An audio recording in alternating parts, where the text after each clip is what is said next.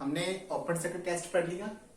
अब इस वीडियो में हम शॉर्ट सर्किट टेस्ट के बारे में पढ़ेंगे।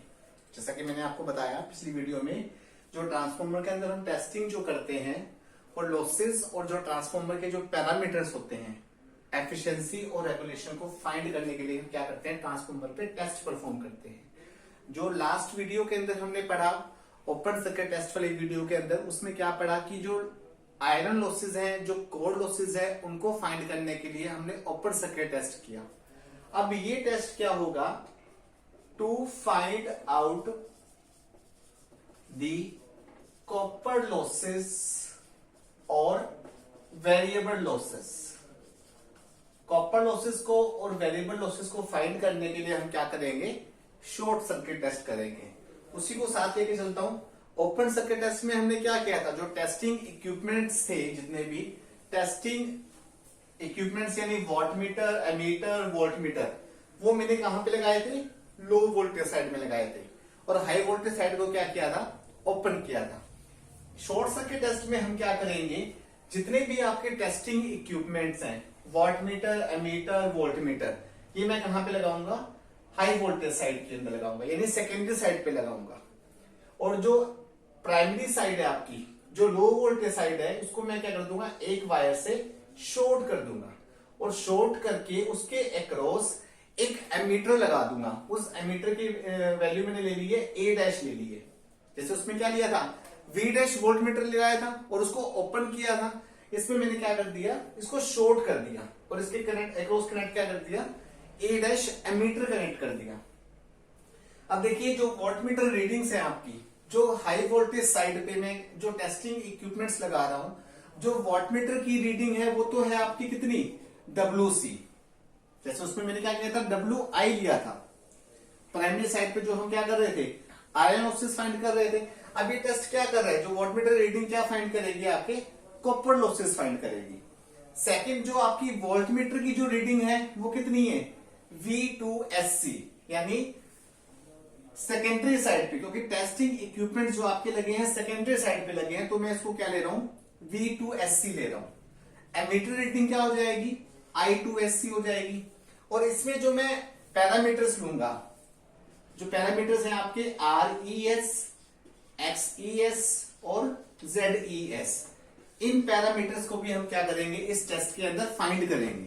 जैसे उसमें प्राइमरी साइड पे मैंने जो टेस्टिंग की थी पैरामीटर्स की, वो थे X नोट और R नोट थे। No load reactance, no load resistance. अब सेकेंडरी साइड पे जो हम शॉर्ट सर्किट टेस्ट परफॉर्म कर रहे हैं, इस पे जो पैरामीटर्स की वैल्यू है वो है RES। इसको हम क्या बोलेंगे, equivalent resistance on the secondary side. Same इसी तरह से XES क्या हो जाएगा, equivalent reactance on the secondary side. ZES, equivalent impedance on secondary side. ठीक है। अब इस टेस्ट के अंदर सबसे पहला आपने पॉइंट क्या लिखना है, copper losses at full load. This test is used to carried out the determine the copper losses at full load, या ये कह सकते हैं एट एनी डिजायर्ड लोड पे हम इस टेस्ट का यूज करके कॉपर लॉसेस को फाइंड कर सकते हैं। And these losses are required for the calculation of efficiency of the transformer. ठीक है, फर्स्ट पॉइंट तो ये हो गया। अब जो मैंने आपको बताया, जो इक्विवेलेंट पैरामीटर्स बताए हैं आपको, RES, ZES, XES, ठीक है, इसमें हम क्या करेंगे, जो आपके पैरामीटर्स हाई वोल्टेज साइड पे लगे हुए हैं, इन रीडिंग्स के थ्रू हम इन पैरामीटर्स को भी क्या कर सकते हैं, फाइंड कर सकते हैं, कैलकुलेट कर सकते हैं। यानी इन पैरामीटर्स को कैलकुलेट करने के बाद हमारी जो वोल्टेज ड्रॉप आ जाएगी, यानी वोल्टेज ड्रॉप कैलकुलेट हो जाएगी, और वोल्टेज ड्रॉप कैलकुलेट होने से हमारा क्या हो जाएगी, ट्रांसफार्मर की रेगुलेशन, एफिशिएंसी, वो भी फाइंड हो जाएगी।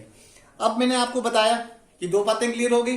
अब जैसे ओपन सर्किट टेस्ट में हमने क्या किया था, जितने भी टेस्टिंग इक्विपमेंट्स थे हमने लो वोल्टेज साइड में लगाए थे। अब मैं क्या कर रहा हूं, इसके अंदर हाई वोल्टेज साइड पे, सेकेंडरी साइड पे जितने भी टेस्टिंग इक्विपमेंट्स है वो कनेक्ट कर रहा हूं। तो हम क्या लिखेंगे, this test is usually carried out on the high voltage side of the transformer, that is wattmeter, voltmeter, ammeter are connected in a high voltage side, secondary side of the transformer. The other winding, primary उसको क्या किया मैंने, short circuited किया है। जो ये blue line दिख रही है आपको लो वोल्टेज साइड पे, इसको मैंने क्या किया है, शॉर्ट सर्किटेड किया है थिक स्ट्रिप से, थिक वायर से। और इसके अक्रॉस एक मैंने क्या किया है, एमीटर ए डैश कनेक्ट किया है इस टर्मिनल्स के अक्रॉस। जो लो वोल्टेज है, a low voltage at normal frequency is applied to a high voltage winding with the help of auto transformer so that full load current flow in both the windings measured by ammeter A and A dash। यानी जो primary secondary side पे, high voltage side पे जो ammeter लगा है A, और जो आपका सेकेंडरी साइड पे जो एमीटर लगा है A डैश, इसके थ्रू क्या हो जाएगा, आपका फुल लोड करंट दोनों वाइंडिंग्स में क्या करेगा, फ्लो करेगा।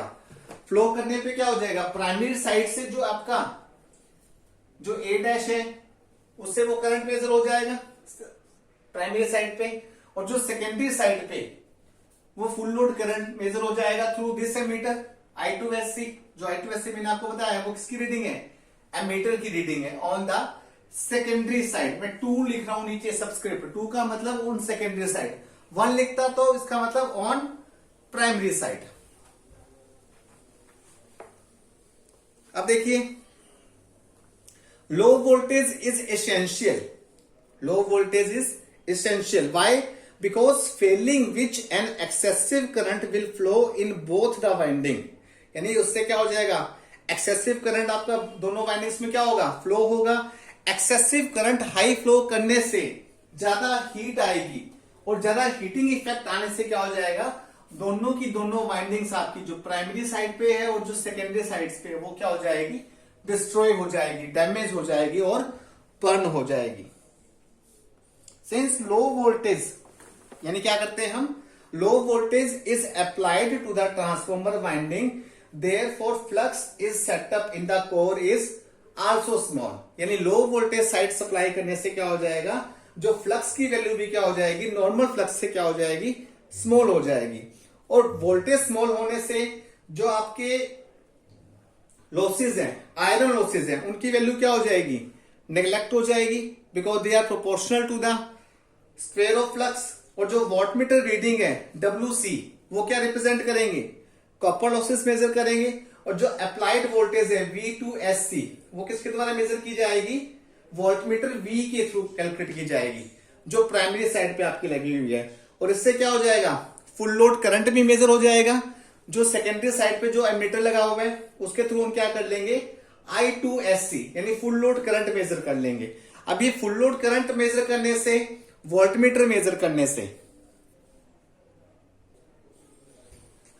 फुल लोड करंट मेजर करने से जो I2SC इस एमीटर के थ्रू, और full load voltage V2SC major करने से हम इक्विवेलेंट इंपीडेंस भी निकाल सकते हैं ऑन द सेकेंडरी साइड। जो ये फॉर्मूला लिखा है मैंने, क्योंकि V क्या होता है आपका IZ के इक्वल होता है। V की वैल्यू क्या आ जाएगी, V2SC की is equal to I2SC into ZES। तो ZES की वैल्यू क्या आ जाएगी, V2SC बाय में I2SC। इससे क्या आ जाएगा, मेरा इक्विवेलेंट इंपीडेंस आ जाएगा। इक्विवेलेंट इंपीडेंस निकालने के बाद हम क्या करेंगे, अब देखिए जो कॉपर लॉसेज है उनकी वैल्यू क्या होती है, जो कॉपर लॉसेज होते हैं वो किस पे डिपेंड करते हैं, square of the load current and winding resistance.